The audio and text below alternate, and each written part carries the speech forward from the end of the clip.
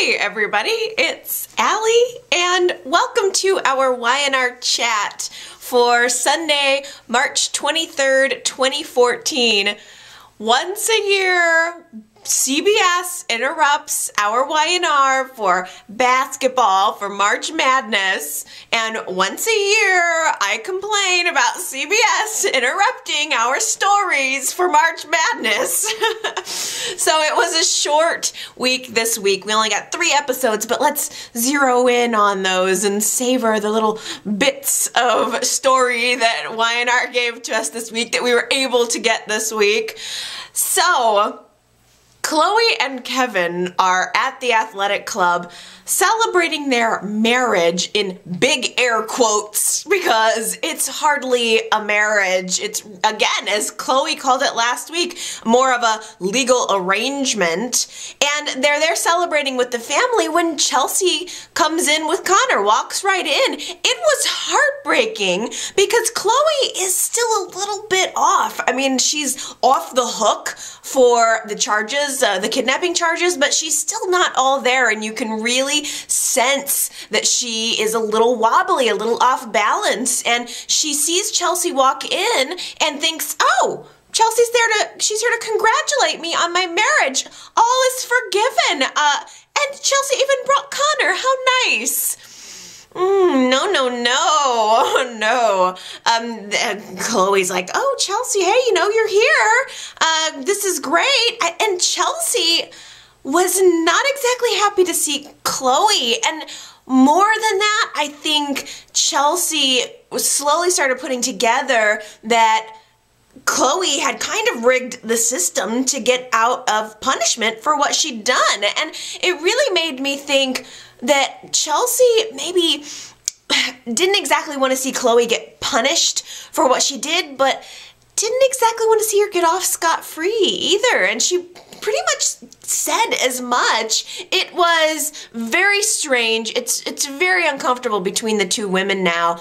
Chloe had to ask Chelsea to drop the restraining order that she has against her. Chelsea revealed that Chloe's not able to come very close to contact with Connor now, and Chloe can't understand why. Really? You can't understand why Chelsea would want to get a restraining order for Connor to protect her son? I mean, Chloe had an unhealthy obsession with this child. Why would Chelsea not file a restraining order? That doesn't make any sense that Chelsea would continue to expose her child to a risk, especially when Chloe hasn't really gone through any kind of treatment. Hasn't gone through any kind of recovery process. So it was just very strange.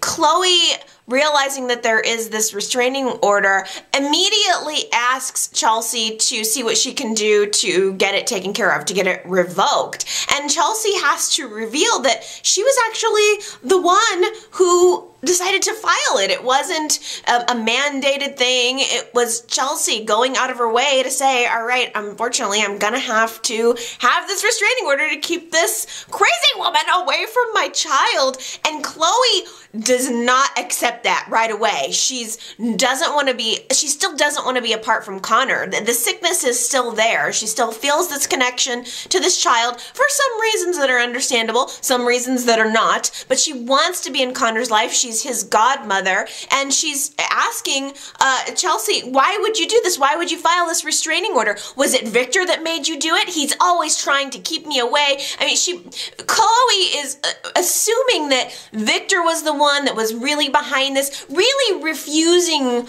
to believe or understand that she is the threat to Connor. Chloe is the threat to Connor, not Victor, not Adam, not anyone else. Chloe is the threat. It is bad for their friendship. I mean, it's, on the one hand, it's gonna make business meetings real awkward. These two women are involved in this business together. They're business partners, and it's gonna be hard to continue to work together. all of that aside, I don't think that their friendship is going to be able to survive it. They've had such a wonderful connection, but I'm sorry, no matter how much I love my best friend and have leaned on my best friend, if she steals my baby, she's out. You're out of the circle. So I just don't think that that their friendship is going to survive. I'm wondering if that means it's going to not only be the dissolution of their friendship, but of their company as well. I don't know if Chloe's going to be able to continue working, and maybe that's how Wynonna will usher her off the show, since, as we know, Elizabeth Heinrichsen is leaving. So maybe that's going to be the thing that will cause Chloe to finally decide to leave town. It's really, it's been a hard situation for everyone involved. I do feel empathy for Chelsea. Not only has she lost her husband, but then going through losing her friend, having her child kidnapped, being caught in the middle of the war of Jack and Victor. I do feel bad for her. And this week Billy ran into her in the park, and they had kind of a nice moment together. Chelsea asks him to look after Connor for just a moment. Billy's looking into Connor's eyes and seeing his own child's eyes. I can't imagine he's thinking about kidnapping him. Hopefully not. Chelsea looks upon on them and sees their connection. I mean, she does share a child with Billy, and they just had a really wonderful heart-to-heart moment. Chelsea saw this as an opportunity to maybe ask a couple more questions about Adam. Billy was the last one who saw Adam alive, was with him in his final moments. So she asked him straight up if there's any chance Adam could possibly still be alive. And Billy, he was offended, but he was also empathetic toward her too. He obviously thinks it's impossible that Adam could be alive, tries to convince her that there's no way. He tries to talk to her a little bit about maybe her being in denial of Adam's death, and that sort of brought them together a little bit, bonded them a little bit, made me think, I wonder if there could be a Billy and Chelsea relationship that's building in the future. I don't know. But just as they're having this heart-to-heart moment, Chelsea gets another anonymous phone call from Ghost Adam. We're assuming it's Ghost Adam. I just pray to God that Victor hasn't happened upon some sort of doppelganger, some dead ringer for Adam, and is going to start to pay him to haunt Chelsea so that he can get her baby away from her. Sharon wakes up in the hospital, and last we saw her on Friday, she was at the graveyard. She had seen Cassie, faux Cassie. Nick finds her. She's obviously feeling insane or unsure about herself. She was screaming about how Cassie was still alive and there was someone else buried in her grave. And now here we pick back up the show. I think it was even Tuesday's show, and Sharon is in the hospital. I have to say that was pretty good. I wasn't expecting that. I was surprised. It was a time gap that I actually did appreciate. But Sharon is lying in a hospital bed. Nick has been there with her all night, but he's not there right when she starts to come through. Her doctor is, and Sharon begins to talk through her feelings, saying, I saw Cassie, I saw her, she's alive. And the doctor has to reconvince her that Cassie is not alive, that it was all in her imagination, and Sharon is devastated. There was a brief moment where she really believed her daughter was still alive, and now here she is feeling like she's losing her daughter all over again, and probably above and beyond that she's losing her mind. She now realizes how totally sick she must be, and she's tired of it. She's tired of putting herself through the ringer. I mean, the doctor has convinced her that you're doing this to yourself, and so she's tired of this. She really is more determined than ever to get better, and the doctor has recommended electroconvulsive therapy, which is so far out to me. It doesn't even seem realistic at all. Do they really still do electroshock therapy? I mean, there are a lot of people who are way more sick than Sharon Newman, and I don't think that they suggest electroshock therapy, or maybe I'm misunderstanding what it is, but electroconvulsive therapy, I mean, it's gotta be a shock therapy, and I can't even believe that it's happening, and I can't even believe that Sharon would agree to it, but she is strongly considering it as the information of her having this nervous breakdown and being in the hospital starts to disseminate amongst the rest of the family. Noah learns because he's been taking care of Faith all night. The next morning, Noah calls Nikki and lets her know, actually asks her to watch Faith for a little bit. Nikki's with Victor. She tells Victor Sharon's had a breakdown, is in the hospital, and Victor immediately launches into what a terrible mother Sharon is, how she shouldn't at all be involved with Nicholas. Nicholas should just drop her. I mean, he launches into all the usual Sharon hate. And Nikki, God bless this woman, tries for the 5 millionth time to try to make him understand that all he does is push and push and push. And all it does ultimately is isolate him from the family that he claims to want to protect, claims to want to do anything and everything he can to protect. So she's trying to get through to him, and she ends up leaving. And as soon as Nikki leaves, Victor makes a phone call to Faux Cassie, realizing that he did set this chain of events into motion. Whatever must have transpired between his paid employee and Sharon is what ended her up in the hospital. So he calls this meeting with Faux Cassie. They meet in the park. I can't believe, by the way, that Faux Cassie has been walking around town for all of these months. I mean, sometimes she's in a hat, but for the most part, she's normal. She's just walking around with her regular hairstyle. Nobody in town has noticed that she looks an awful lot like Cassie Newman. That was a very high profile incident. I mean, they had her picture on the wall at the coffee house for who knows how many years. Nobody's noticed? I don't think so. But here she is in the park with Victor, totally just like no hat, nothing, just being herself. And they meet and she's totally freaked out. Faux Cassie feels like this job has gotten way more complicated than she ever signed up for, way more intense, and she has the bruises to prove it. When they had that little altercation at the grave site, Sharon grabbed onto her so hard that it caused bruises on her hands, and so therefore, Cassie decides she should be compensated for this. She wants some more cash. You know, if this job is going to involve physical danger, I should be compensated for it. But Victor Newman does not renegotiate, so you can just forget about that. He now has in his mind this stern reminder that Nikki has given to him to cherish the relationships that he does have left and to not continue to do further damage and to maybe stay out of it. So he decides to fire Cassie from this job. He pulls the cord, doesn't want to cause any further damage. I can't believe he actually listened to Nikki. That was shocking to me. But Cassie tries to, I think, talk her way out of it. She still wants the money. This is a really good meal ticket for her. But at the same time, it's just become way, way too dangerous.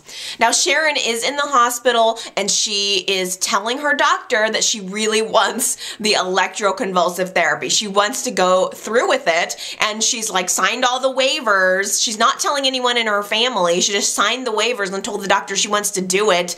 I can't even believe that they would allow a mental patient in a case like that to make that decision on her own. I don't know. I felt like Sharon should have had someone else sign off on that. They shouldn't have just let her go through with it, because the doctor did say, you know, there are some side effects. I don't know if that side effect happens to be like truth serum, makes you tell all the bad things you've done, such as paternity switches. I don't know what the side effects are going to be, but Sharon is 100% decided to go forward with it, and the doctor is like, okay, we'll let you be, you can be my guinea pig.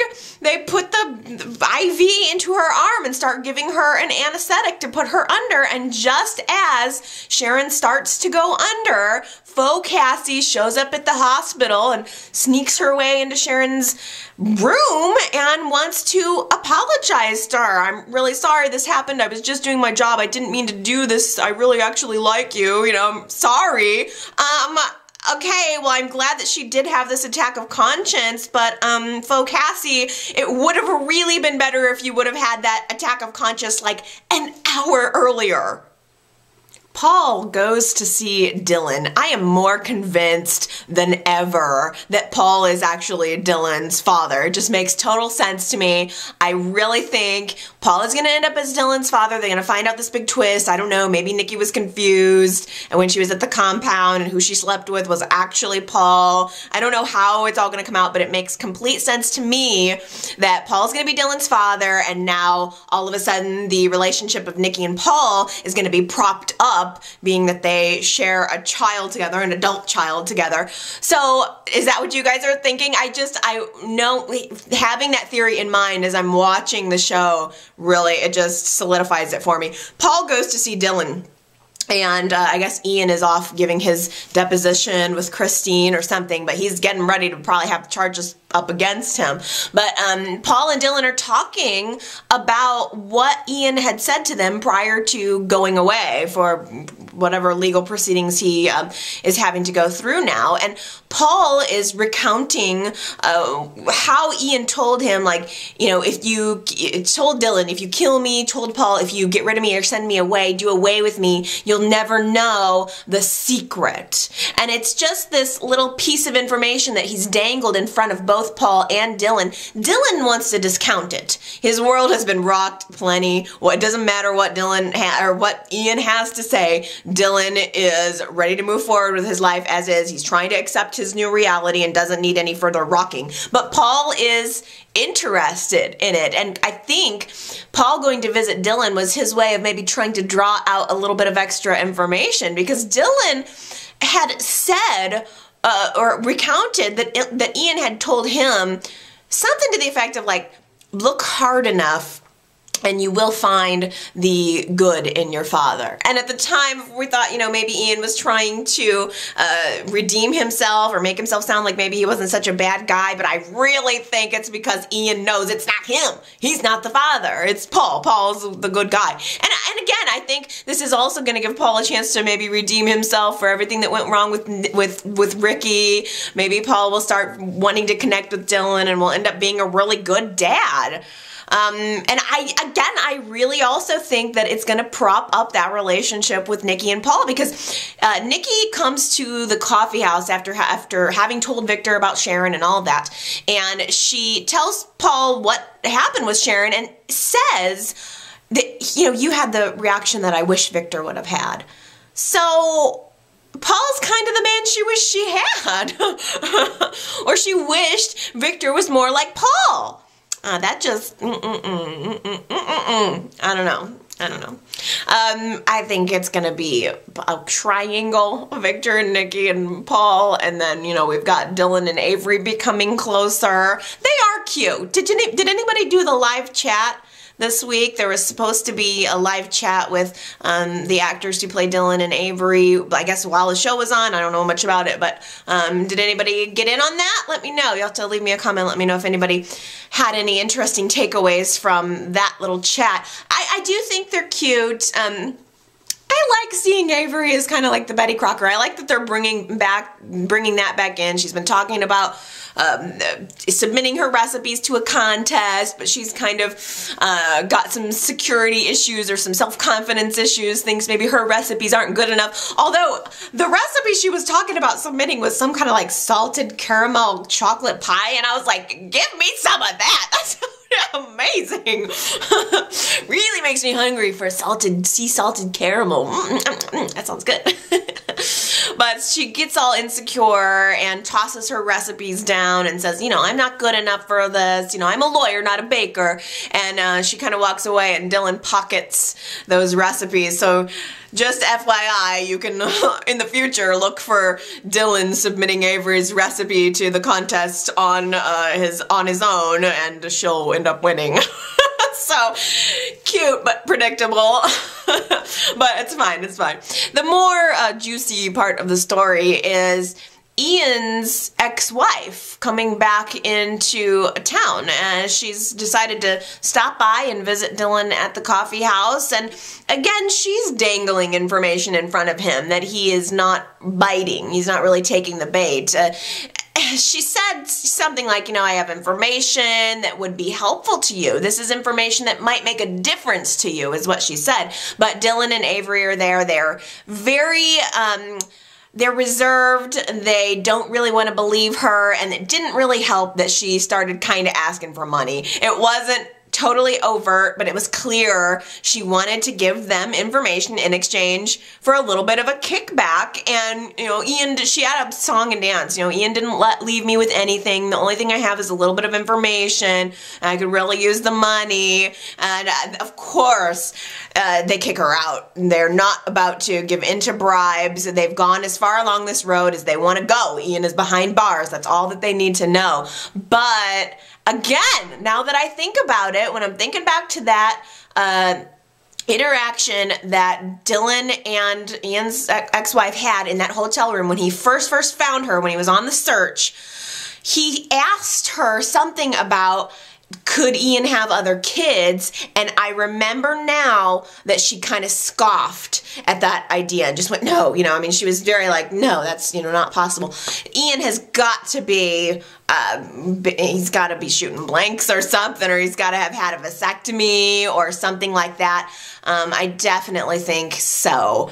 I just wish, thinking back on that scene, I just wish I would have picked up on that sooner. I wish I was the one to predict that. I wish I could take credit for making this prediction, but it's all you guys. You guys have just, I've been hearing it from pretty much everybody. I wish I was the one to think of it first, but you guys are far more perceptive than I. Victoria is taking Johnny to DC to visit JT and Mac and their family. She needs a break. She needs to get away from Billy in this situation with Kelly. She needs to clear her head. And she tells Billy this, and he mentions, and I think this is true, she also wants to gather up some strength before she loses her nerve and just forgives him and goes back to him. She does reveal that she had considered divorcing this. She asked Avery to draw up the divorce papers, but Avery talked her out of it. So Victoria is wavering, and I think she just wants to get away, get some perspective.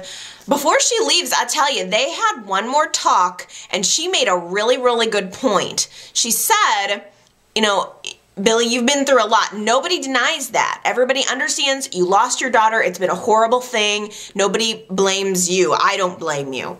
What I can't get over is the fact that you rejected me. I tried to be there for you every step along the way, but you didn't want me. Instead, you chose someone else. You chose to lean on someone else, and that is what I can't get over. And I really appreciate that point. I think that is the truth, because she really was trying so hard to help him through his grief, and at every step along the way, he didn't want to be touched. He just went out and found somebody else to dump it all on, and that was the wrong reaction. And the question is, how can they continue on in a relationship? How can he continue on in a relationship when that's the type of reaction he has? Your partner you should be there to lean on them. And I understand he didn't want to dump on Victoria, but at the same time, that's what partnership is. You are supposed to lean on that person, understanding that they will lean on you when they need it. So you can't just eject yourself from the situation without her consent.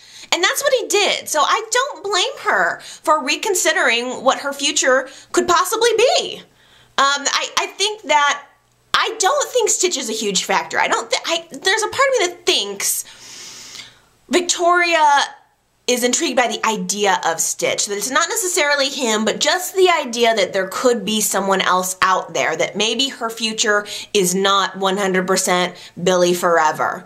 And I think, though, Stitch has some kind of secret that's going to make it impossible, even if she does decide to rebound with him. Kelly and Stitch, at the end of last week, had a run-in, and this week, another intense run-in, and you know, first of all, I don't understand what the connection is. I really don't. I don't get what their relationship is, because sometimes it seems like they like each other. They've had moments of Kelly kind of sort of leaning on Stitch. Sometimes it seems like love, whether it be romantic or brother, sister, or whatever, some kind of affection, but then sometimes it's pure hatred, and that's what it was this week. Kelly got vicious on him, mentioning that he killed someone, and kind of implying that that's the reason why his wife left him. And I don't know if we've really talked about this, but is there any chance that Stitch is the one who hit Delia? Is there any chance he drives the black SUV? I mean, we all thought it was going to end up being Kelly, but it certainly could be. I mean, she called him a murderer, and I get the impression that Kelly's son died a while ago, long enough ago for her marriage to have at least some time to fall apart, but Stitch's wife left him like right around the time that Delia died. So it kind of in my head, I'm thinking there must be a possibility that Stitch hit the child, maybe told his family about it because he couldn't keep it in, and they didn't turn him into the cops or whatever, but they knew and couldn't stay with him, I guess. Didn't want him around the kids now, or I don't know. Because Stitch, like in this run-in that Kelly and Stitch had, Stitch meant, she said like, you know, you did this horrible thing, and he was like, please don't tell anyone, I could lose my job, I could lose my friends, I could lose everything. So she mentioned, you know, I'm not going to tell them, I'm not going to tell anyone, but you can't hold this secret in for long. So whatever it is, it's something that he did that he hasn't been caught for. If it was that he hit and ran on Kelly's son, she would go to the police immediately. She would tell, there's no question. But for some reason, she's choosing to keep it a secret. I don't know. I don't know. I think maybe he hit Delia. I don't know. I mean, Wyatt's got to pin that on somebody, right? Eventually, they're planning on bringing Adam back clearly. So, and we all freaking know he didn't do it. So, maybe it's Stitch. Maybe Stitch framed Adam. Maybe he's going to end up being a fall guy. I don't know. I just don't know. If Kelly knew, I don't know. I don't know why Kelly, if Kelly knew, I don't know why she wouldn't go to the police, whatever it is. I'm not sure. Maybe because it's revealed that she has a connection to him and she's a school teacher. I'm just grasping at straws here. Lily's friend was not able to get Kelly a job on the school board, so Lily decides to hire her herself. Now, Kelly is working at the athletic club as a special events coordinator. Lily hires her and then takes her upstairs into this beautiful private office. We have a new set. That's fun. It was gorgeous. I do like it. I don't know why YNR is so into blue. Everything is very blue and neutral. Maybe that's where we are with home decor in 2014, but I could have used a little more pizzazz, but I love the big open window. It was lovely. I can't deny that. It certainly was. So it was nice, and it'll give us a nice new place to have some scenes. I'm enjoying it. Now, Kelly is going to be heading up and working on this Jabot fashion show that we've been talking about for a couple weeks. I haven't mentioned it very much because I just wasn't sure how to tie it in yet or how it would end up tying in.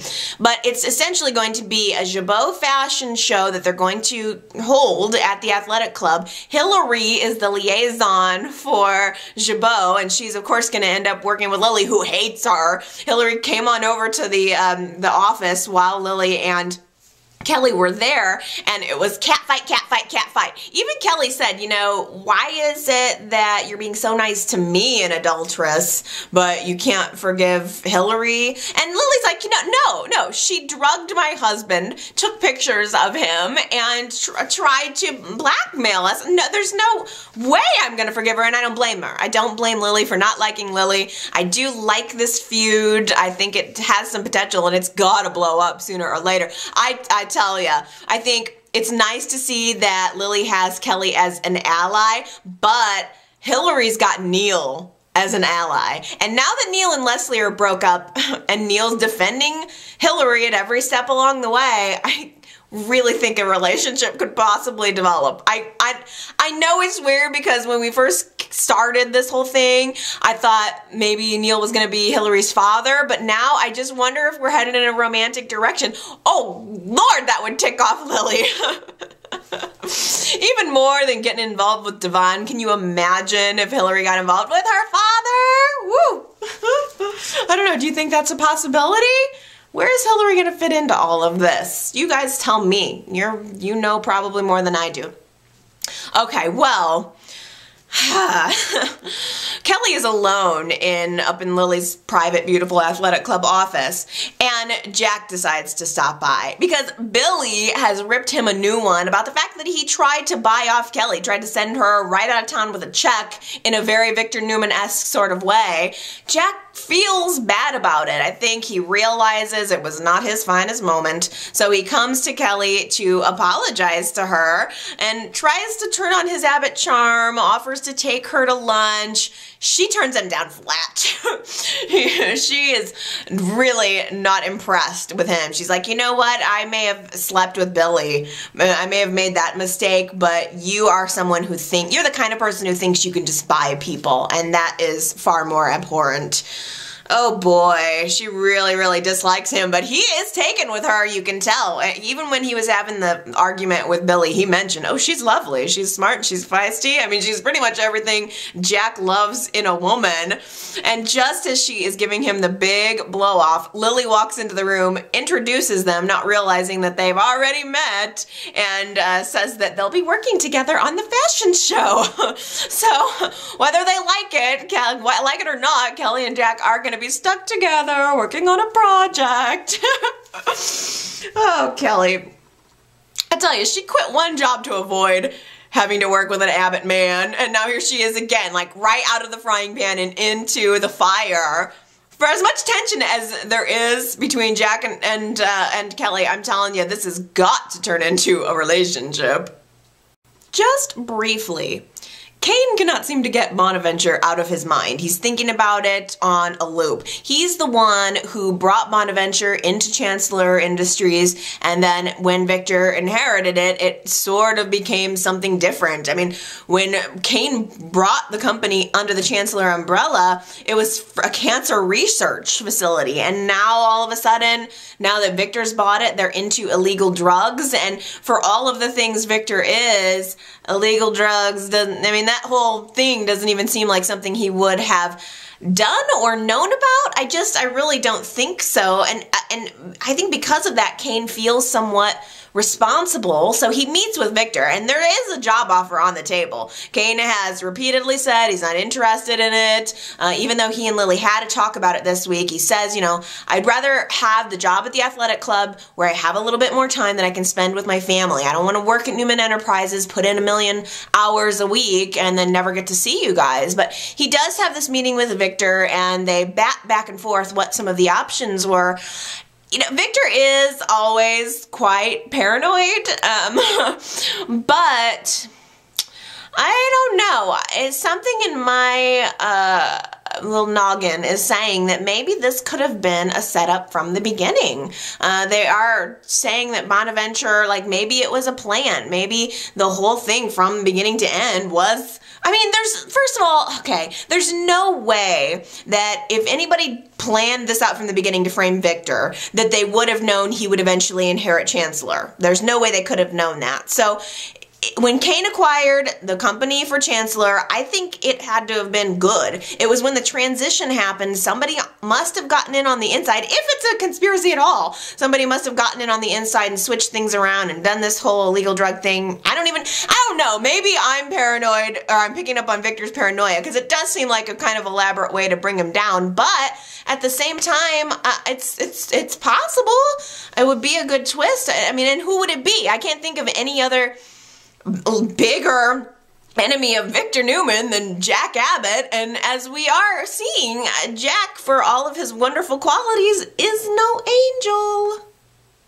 I have always had a hard time accepting Jill and Lauren as sisters. It felt like a leap that I was just never truly able to make. It was way too storyline convenient, like out of nowhere. Okay, Jill's a Fenmore. I don't know that. So I always have had a hard time with that, but as time has gone on, I will say I do enjoy Lauren and Jill's relationship. I wish that it would have been more of a friendship. I think they make better friends than like sisters, but I mean, still, they've got each other's number. I like the interactions that they have. Lauren is trying to call Jill out on this ludicrous marriage to Colin, wants to know what the real story is, and Jill did tell Lauren pretty much everything, that she married Colin for blackmail or for information about the music box. And Jill tells Lauren that she is planning to double-cross Colin eventually,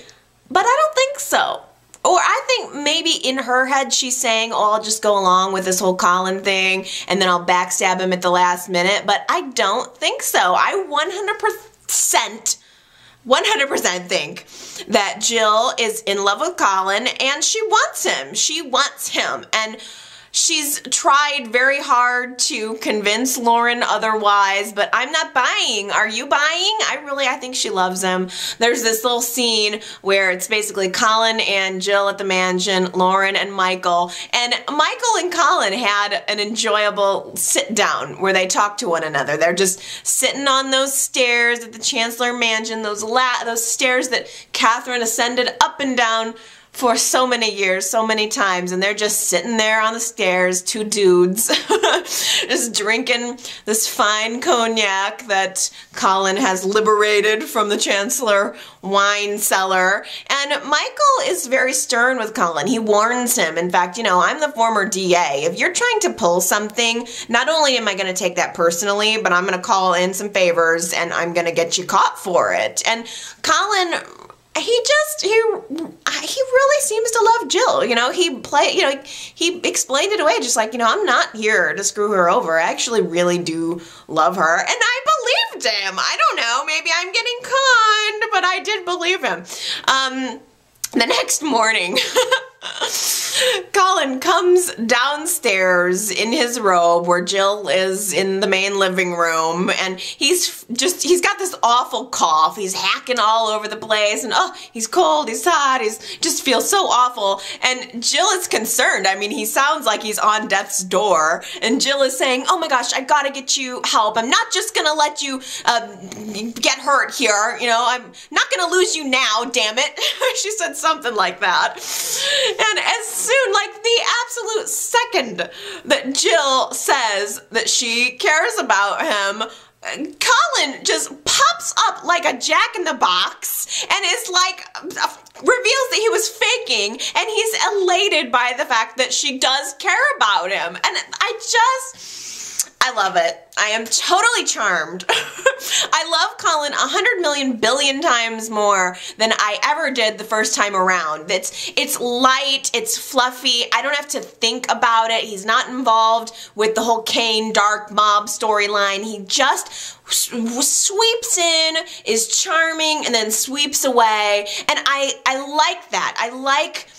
I think he's a really good match for Jill. I think that they have chemistry too. Like, I actually feel it. I feel that those two have a connection. Y&R did this like flashback of their sex scenes, and Colin's making this appeal to her. Like, you do like me. You can't continue. You love me. In fact, you can't continue to deny it. What we have is important, and it's meaningful, and it's not just sex. It's not just convenience. What we have is bigger than us. And I tell you, this is the freshest thing that has happened for me on Y&R in a while. We need this. We need this little bit of levity. It's keeping Jill on my screen, in my front and center, but it doesn't have to be some long, drawn-out, huge thing. It can just be fresh. I mean, as Colin said, their relationship is fireworks and handcuffs and maybe even a treasure at the end of the rainbow. I love it! And there's love at the end of that rainbow too.